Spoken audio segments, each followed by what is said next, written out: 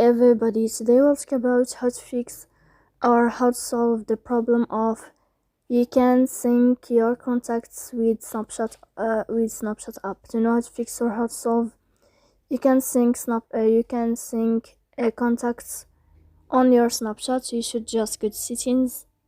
Here we click apps, default apps, app settings. Here in this list you'll enter to the window or to the app of Snapchat, and you click.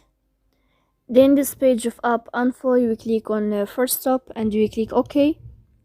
Here we'll enter to the window of storage. Here we click clear case. Then you can turn on your airplane mode, and you can wait 3 seconds to turn off your airplane mode again to fix that problem. So please don't forget to support us by like and subscribe. See you next time in another video, and thank you for watching.